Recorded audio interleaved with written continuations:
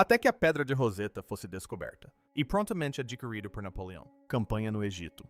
Ninguém na Era Moderna. A idade dava uma ideia de como era o Egito. A escrita funcionou. A ideia mais popular era que eles eram puramente idográficos, com cada desenho representando um conceito. Por mais de 2.200 anos, uma única pedra antiga, preservada silenciosamente. Mensagem que eventualmente remodelaria nossa compreensão da história humana. No entanto, e se a história que temos lido de Shayed, isso é apenas parte da verdade? A famosa Pedra de Roseta foi descoberta em 1799, durante a invasão egípcia de Napoleão, campanha, e logo se tornou uma das descobertas arqueológicas mais importantes em Bastam Sea, o mundo. Esta pedra notável forneceu a chave crucial que permitiu. Estudiosos finalmente decifrarão a língua há muito esquecida da antiguidade, Egito, abrindo as portas para uma civilização que permaneceram em silêncio por séculos. Gerações, acreditavam os historiadores. A mensagem na pedra já havia sido compreendido plenamente. Livros didáticos com confiança. Afirmou que o mistério foi resolvido. De acordo com a tradição, explicação. A Pedra de Roseta simplesmente registrou um decreto real elogiando o jovem rei Brinquedo V. A inscrição era escrito em 3 alfabetos diferentes, então que as pessoas em todo o Antigo Egito poderiam leia e compreenda. Para os estudiosos,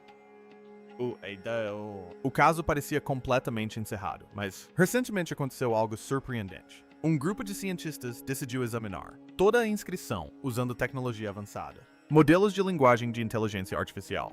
O mesmo tipo de pesquisadores de tecnologia uso hoje para reconstruir danificado. Manuscritos e decifrar há muito perdidos. Idiomas. Em vez de depender apenas de tradução humana, a EA cuidadosamente estudou cada mínimo detalhe da inscrição. Foi analisada microscopicamente. Padrões de entalhe, símbolos individuais e a estrutura mais profunda da linguagem, gravado na pedra. O que o sistema, a sugestão, deixou os pesquisadores perplexos. De acordo com a análise da EA, o texto pode conter múltiplas camadas de significado, que os historiadores nunca haviam notado antes. Apontou para padrões linguísticos ocultos, escolhas sutis de frases, e até mesmo possibilidade de mensagens codificadas ocultas sob o decreto real oficial. Se essa interpretação está correta, Rosetta Stone pode ser muito mais do que isso. Apenas a chave que ajudou os estudiosos a ler hieróglifos egípcios. Também poderia conter mensagens mais profundas, que permaneceram ocultas à vista de todos por mais de 2.000 anos. É possível que a mensagem tenha sido esculpida. A intenção nunca foi que a pedra fosse incorporada. Entendido completamente. Mas antes de prosseguirmos, no que a EA afirma ter, ao descobrir, reserve um momento para curtir e inscrever-se. Alguns historiadores acreditam que descobertas relacionadas a esta pedra nunca pretendeu alcançar a modernidade. Mundo. Quando a Pedra de Roseta foi descoberta pela primeira vez, oficialmente registrada após ser descoberto perto da cidade egípcia de Rosetta, Egito. Posteriormente entregue para as forças britânicas em 1801, foi descrito, da maneira mais simples possível, uma escuridão, pedra coberta com 3 diferentes inscrições. Essa descrição básica acabou criando algo duradouro, mal entendido sobre o que é o artefato. Realmente foi, e como a história demonstra. A confusão parece acompanhar esta pedra, para onde quer que vá. Depois que a pedra foi transportada para Londres, estudiosos e guiados os visitantes queriam que a escrita antiga fosse vista, para ser mais fácil de ver. Para fazer o esculpido, as letras se destacavam. O giz branco era cuidadosamente esfregado nas ranhuras de inscrições. Mais tarde, para proteger a superfície do contato constante de observadores curiosos, a pedra estava revestida com uma fina camada de cera protetora. Naquele momento, essas medidas pareceram inofensivas. Apenas maneiras práticas de preservar e exibir o artefato. Mas décadas depois, os pesquisadores começaram a se perguntar se esses tratamentos iniciais também podem ter detalhes importantes ocultos esculpidos na superfície da própria Pedra de Roseta. Essa camada protetora mudou a aparência da pedra bastante, dramaticamente. Com o tempo, escureceu a superfície tão grande que o artefato começou para parecer quase completamente preto. Porque muitas pessoas acreditaram nisso durante anos, que a Pedra de Roseta foi feita de basalto negro. No entanto, séculos depois, em 1999, os conservadores realizaram uma limpeza cuidadosa à pedra e removeu todas as anteriores tratamentos. Uma vez que o giz e a cera estavam removida, a verdadeira aparência da pedra finalmente voltou a ficar visível. Em vez de um preto profundo, a rocha revelou uma escuridão, cor cinza com um sutil brilho cristalino, brilho em sua superfície. Ainda mais. Surpreendentemente, os pesquisadores notaram um leve, mas com uma veia rosa muito distinta, através de parte da pedra. Este rosa, listra, ou especialmente visível perto do canto superior esquerdo, chamou a atenção de geólogos. Quando compararam a pedra com a rocha, amostras de todo o Egito, eles descobriram algo fascinante. Material muito semelhante ao granodorito, retirada de uma pequena pedreira em Gibel. A pedreira de Tingar está localizada na parte oeste, margem do rio Nilo, perto de Elefantina. Ilha, na região de Aswan. A rosa. A veia revelou-se uma veia natural conhecida, característica do granodorito daquele área específica. Essa descoberta deu... Cientistas apresentam fortes evidências sobre a verdadeira origem geológica da pedra, finalmente, resolvendo o mistério sobre onde a própria Pedra de Roseta veio de... A própria Rosetta Stone é enorme e uma laje de rocha incrivelmente pesada. Ela está de pé. Tem cerca de 1,12 metros de altura e mede aproximadamente 0,74 metros de largura, em largura, e tem um pouco mais de 11 polegadas. Espessa. Ao todo, pesa cerca de 760 quilogramas, cerca de 1.680 libras. À primeira vista, pode parecer uma pedra simples e comum, mas quando você fica em frente a ela, o tamanho e a presença imponentes são difíceis de descrever. Ignorar o que realmente define a pedra. O extraordinário, porém, não é o seu tamanho. São os 3 sistemas de escrita diferentes, esculpido em sua superfície. O topo. Esta seção contém hieróglifos egípcios, escrito em um estilo conhecido como médio egípcio. Na época da inscrição foi criada, essa forma de escrita já era considerado antiquado. Era usado principalmente para fins religiosos e cerimoniais. Textos, conferindo à mensagem um tom formal e tom sagrado. Logo abaixo disso está a segunda seção, escrita em demótica. Roteiro. Este era o texto escrito do dia a dia. Língua usada no Egito. Timik. Muito mais próxima, para como as pessoas comuns realmente falavam em o tempo. Por causa disso, refletia, a linguagem prática da vida diária, mais do que os hieróglifos formais acima. Bem no fundo da Roseta, pedra. A terceira seção está escrita em Sanantiswota, Grécia Antiga. Durante o domínio dos Dinastia Tômica, quando no sânscrito grega, serviu como idioma administrativo oficial de Egito, razão pela qual aparece ao lado de as escritas egípcias. Mas há um detalhe importante que os pesquisadores posteriormente perceberam. A pedra que vemos hoje é apenas um fragmento do que antes era muito monumento maior. O hieróglifo. A seção superior foi a mais afetada. Danos. Restam apenas as últimas 14 linhas. E mesmo esses estão parcialmente desgastados ou quebrado. A seção do meio escrita em a escrita demótica sobreviveu em melhor estado. Condição. Cerca de 32 linhas de texto são ainda legível ali. A seção grega. Na parte inferior está a mais completa com 54 linhas ainda visíveis. Mesmo assim, o texto para abruptamente onde a pedra se interrompe ao longo de uma diagonal inclinada, borda, comparando com a Pedra de Roseta, com outros monumentos de pedra da mesma região. Era especialmente o Decreto de Canopus. Acredita-se que, a partir de 238 a.C., os estudiosos... O monumento original teria sido muito mais alta. Na verdade, pode nos achado se ultrapassado 2 metros de altura, aproximando-se da altura de uma pessoa antes da parte superior ser perdido. Aquela parte que faltava do... O monumento provavelmente teria incluído mais 14 ou 15 linhas de hieróglifos. Acima do texto, provavelmente havia uma cena esculpida também, em pedra semelhante. Monumentos da mesma época. As cenas geralmente mostravam o rei em pé, perante os deuses, frequentemente sob uma ala, disco solar. Um poderoso símbolo do divino, proteção e autoridade real. Mas a pedra de Roseta que vemos hoje não possui mais nenhuma dessas características. Toda em a seção superior. Tanto e inconsistentes de texto adicional e o decorativo. Imagens foram perdidas ao longo do tempo. Essa ausência levou alguns pesquisadores a perguntar, uma questão importante mais tarde. Se isso, muita coisa está faltando, o que mais poderia ter acontecido? Desapareceu com ele? Para entender por quê, isso é importante. Primeiro precisamos analisar. Qual é a inscrição oficialmente? Acredita-se que diga, e o histórico, momento em que foi escrito.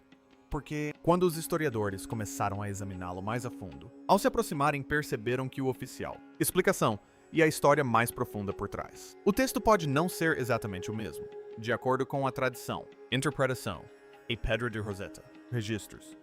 Um decreto real emitido em homenagem de Tommy V após sua coroação como governante do Egito.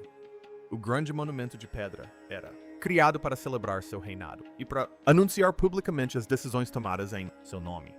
A mensagem gravada no... A Pedra de Roseta não foi escrita diretamente pelo próprio rei. Em vez disso, foi emitido por uma grande conselho de sacerdotes que se reuniram na cidade antiga de Mênfis, Egito. Na inscrição, os sacerdotes registrou cuidadosamente a data usando ambos, o calendário macedônio e egípcio, sistemas. De acordo com o texto, a reunião ocorreu em 27 de março, 196 a.C., durante o 9º ano do reinado de Tommy V. O decreto prossegue listando os sacerdotes que participaram da cerimônia, homenagear mulheres respeitadas da família real e elogiar o jovem rei por sua generosidade e ações em nome dos templos. Mas quando os estudiosos estudou a inscrição mais atentamente, algo estranho apareceu. Um segundo, a data é mencionada tanto no grego quanto seções hieroglíficas do texto. O tempo a que a inscrição se refere é novembro. 27 de 197 a.C., identificando-o como o aniversário oficial do rei, coroação. Então, a versão demoníaca introduz ainda outro detalhe, sugerindo que o decreto e aniversário da coroação aconteceram com apenas alguns dias de diferença em março. Essas datas conflitantes deixaram tudo intrigado. Historiadores por anos. Mesmo hoje, ninguém explicou completamente o porquê da diferença. Versões do texto na Roseta. As pedras não se alinham perfeitamente umas com as outras. Por muitos anos, historiadores notei essas diferenças de datas, mas, em grande parte, rejeitaram-nos. A maioria dos estudiosos simplesmente presumiram que eram o resultado da confusão administrativa normal e seguiu em frente. Mas a análise mais profunda, não. Seguir em frente com tanta facilidade. Para entender por quê este decreto foi escrito, afinal, precisamos para analisar a crise política, o que estava acontecendo naquele momento. A situação ao redor do jovem rei estava incrivelmente instável e cheio de perigo. Tommy V, também conhecido como Tommy, 5 Epifanias, tornou-se governante do Egito quando ele ainda era muito jovem. Ele era filho de Tommy IV. Philipore e sua ascensão ao trono aconteceu durante um período de intensa violência e política. Caos. Ambos os pais dele morreram durante uma conspiração dentro da corte real, uma trama que supostamente envolvia a poderosa amante do pai. Após suas mortes, os conspiradores governou o reino na época do jovem garoto, Nome. Mas o controle deles não durou longo. Logo, uma rebelião irrompeu e a população enfurecida de Alexandria se voltou contra Alexandria, contra os conspiradores. Em meio ao caos, um líder militar chamado o ministro religioso de Ágata interveio e assumiu o controle quando o rei criança, guardião e regente, mesmo o seu governo, porém, foi temporário. Por fim, ele foi deposto e substituído por outra figura poderosa, Aristomenes de Elícia, que então tomaram encarregado de governar o reino em nome do jovem governante. Na época em que o decreto foi escrito, o reino era efetivamente governado pelo poderoso primeiro-ministro Aristo de Elícia, que governava em nome do jovem governante Ptolemy V. Entretanto, a situação fora do Egito era igualmente preocupante. Duas grandes potências, Antíoco III, o Grande, do Império Sesuída, e Filipe V da Macedônia, haviam formado uma aliança com o objetivo claro de dividir e tomar territórios que outrora pertenceram ao reino transmexicano macedônio. Filipe começou a conquistar ilhas e cidades costeiras do outro lado do Mar Egano, enquanto Antíoco lançava uma poderosa campanha militar. Suas forças obtiveram uma vitória decisiva na Batalha de Panion em 198 a.C., assumindo o controle de vastos territórios entre a Síria e as regiões do sul, incluindo a Judéia. Dentro do Egito, a situação não era muito mais tranquila. Uma grande rebelião local, iniciada durante o reinado anterior, ainda persistia. Líderes rebeldes, como Hugronafor e, posteriormente, Ankhmeques, resistiram ao governo real por anos, controlando vastas áreas do Alto Egito. Em meio a todo esse caos político e conflito, o jovem rei, com apenas cerca de 12 anos, foi oficialmente coroado faraó na cidade de Mênfis, no Egito. Essa cerimônia ocorreu 7 anos após o início oficial de seu reinado. Quase imediatamente após a coroação, foi publicado o decreto registrado na Pedra de Roseta. À primeira vista, o texto elogia a generosidade do rei e celebra seu apoio aos templos e ao sacerdócio. Mas, dadas as condições instáveis da época, os historiadores há muito suspeitam que o decreto possa ter servido a um propósito político muito mais profundo. De acordo com a inscrição na Pedra de Roseta, o jovem Reino V havia demonstrado generosidade para com os templos do Egito. O texto afirma que ele doou prata e grãos para sustentar instituições religiosas e seus sacerdotes. Também lhe atribui o mérito de ter lidado com uma cheia excepcionalmente grande do rio Nilo durante o 8º ano de seu reinado. O decreto alega que ele ordenou que o excesso de água fosse controlado com barragens, ajudando a proteger as plantações dos agricultores da destruição. Em troca dessas ações, os sacerdotes juraram lealdade. Concordaram em honrar o jovem governante ao lado dos deuses, celebrar seu aniversário e coroação todos os anos, e colocar cópias deste decreto em templos por todo o Egito, escritas em 3 alfabetos diferentes, para que todos pudessem lê-lo. No ano seguinte, Sylvester Deasy já havia identificado com sucesso vários nomes no texto, incluindo Alexandros, Alexandria, Ptolemy V, Ainoi e o título real Epífis. Akablood foi ainda mais longe e tentou criar um alfabeto, com 29 caracteres demoníacos. Surpreendentemente, mais da metade das letras propostas por ele se mostraram corretas. Mas, apesar desse progresso, eles acabaram chegando a um beco sem saída.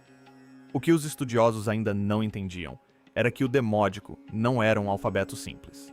Embora incluísse símbolos representando sons, também utilizava sinais ideográficos e simbólicos, caracteres que representavam ideias ou conceitos, em vez de letras específicas. Devido a essa mistura complexa, a escrita não pôde ser decodificada tratando-a como um alfabeto fonético simples. Essa complexa mistura de símbolos atrasou completamente o progresso dos pesquisadores. Eles haviam feito descobertas importantes, mas o sistema era muito mais complexo do que haviam imaginado inicialmente. O próximo grande passo veio de Thomas Young, um brilhante cientista britânico que atuava como secretário de Relações Exteriores da Royal Society em Londres. Em 1814, após trocar ideias com outros estudiosos, Young começou a estudar uma característica especial encontrada nos hieróglifos egípcios, os kartas, as formas ovais que circundam os nomes reais nas inscrições egípcias. Dentro de um desses mapas, Young notou um grupo de símbolos que pareciam corresponder aos sons do nome grego Tolei-Phage. Ao estudar as inscrições mais a fundo, ele percebeu algo ainda mais surpreendente. algo que os estudiosos anteriores haviam ignorado completamente. Os sistemas de escrita hieroglífica e deódica não eram totalmente separados. Na verdade, os dois estilos de escrita compartilhavam diversas semelhanças reconhecíveis. Essa foi uma descoberta revolucionária. Ela sugeria que o demódico não era um sistema de escrita independente, mas sim um desenvolvimento posterior e simplificado da escrita hieroglífica. Young publicou suas descobertas em 1819 na Enciclopédia Britânica. Embora seu trabalho tenha impulsionado a pesquisa consideravelmente, ele ainda não conseguia decifrar completamente o sistema. A descoberta final veio de Jean-François Champollion, um estudioso e professor francês em Grenoble, que nutria uma intensa paixão pela história do Antigo Egito. Em 1822, Champollion estudou cópias de inscrições do Obelisco Philly, onde os nomes Tomifyni Cleópatra III haviam sido identificados anteriormente pelo explorador William John Banks. Comparando cuidadosamente esses nomes, Champollion conseguiu identificar diversos símbolos fonéticos que formavam a palavra Cleópatra. Usando essas pistas, ele então as comparou com os nomes reais estrangeiros que apareciam na Pedra de Roseta. E essa comparação finalmente revelou a chave há muito perdida para a leitura da escrita egípcia antiga. Após anos de estudo, Jean-François Champollion rapidamente começou a construir um alfabeto de símbolos fonéticos usados nos hieróglifos egípcios. Em 14 de setembro de 1822, ele apresentou suas descobertas à Academia em Paris. Nesse mesmo dia, escreveu uma carta detalhada ao secretário da Academia, explicando sua descoberta com notável clareza. A percepção mais importante de Champollion era simples, mas revolucionária. Os hieróglifos podiam representar sons, não apenas ideias simbólicas. E esses símbolos fonéticos eram usados não só para escrever nomes gregos, mas também os nomes de governantes egípcios. Ele confirmou isso ao reconhecer os nomes Ramsés II e Tutmés III em cartas reais, nos templos de Abu-Símbolo. Com essa confirmação, Champollion foi além da própria Pedra de Roseta. Em 1823, ele já estudava dezenas de outras inscrições egípcias, construindo gradualmente uma gramática completa da antiga língua egípcia, juntamente com um dicionário de símbolos hieroglíficos. Embora tenha falecido em 1832, seu trabalho inovador mudou para sempre o estudo do Egito Antigo. Após quase 1500 anos de silêncio, o antigo sistema de escrita pôde finalmente ser decifrado novamente. Na sequência da descoberta de Champollion, outros estudiosos continuaram a aprimorar as traduções das 3 escritas encontradas na Pedra de Roseta. Durante a década de 1850, egiptólogos alemães produziram traduções latinas atualizadas, e a primeira tradução completa para o inglês surgiu em 1858. Mesmo assim, os debates continuaram entre os historiadores. Alguns estudiosos acreditavam que o texto grego antigo era a versão original, provavelmente escrito primeiro pelo governo tomeico e depois traduzido para a escrita egípcia. Outros argumentavam que a versão hieroglífica carregava um significado religioso mais profundo e poderia ter sido a forma mais autorizada do decreto. Alguns historiadores sugeriram que todas as 3 versões do texto foram criadas ao mesmo tempo, cada uma escrita de forma ligeiramente diferente para se adequar a um público específico. Apesar desses debates, a maioria dos estudiosos concordava em um ponto: as traduções estavam essencialmente completas. A Pedra de Roseta havia sido decifrada. O mistério, ao que parecia, estava resolvido. Ou pelo menos era o que se acreditava até que os pesquisadores começaram a examinar a inscrição mais de perto com a tecnologia moderna. É aqui que a história toma um rumo inesperado. Recentemente, cientistas inseriram a inscrição completa em modelos avançados de inteligência artificial para análise de linguagem. Esses sistemas foram treinados não apenas em idiomas conhecidos, mas também em padrões encontrados em milhares de textos antigos e modernos. À medida que a IA analisava a estrutura da escrita, começou a destacar detalhes que os tradutores humanos haviam ignorado ou descartado. O primeiro problema apontado foi a discrepância nas datas do decreto. Acadêmicos já haviam observado que as versões em grego antigo, hieróglifos egípcios e escrita demoníaca às vezes apresentavam datas ligeiramente diferentes para os mesmos eventos. Durante anos, historiadores presumiram que essas diferenças eram simples erros administrativos. Mas a EA propôs uma possibilidade diferente. Em vez de erros aleatórios, sugeriu-se que as variações poderiam seguir um padrão deliberado, algo que aparece em certos documentos antigos, concebidos para transmitir dois significados simultaneamente. Nesses casos, uma mensagem destina-se ao público em geral, enquanto outra, mais sutil, é direcionada a um grupo de leitores completamente diferente. A segunda anomalia detectada pela EA foi ainda mais sutil. Quando o sistema se concentrou na seção de hieróglifos egípcios, a parte mais danificada e mais formal da Pedra de Roseta, encontrou algo incomum.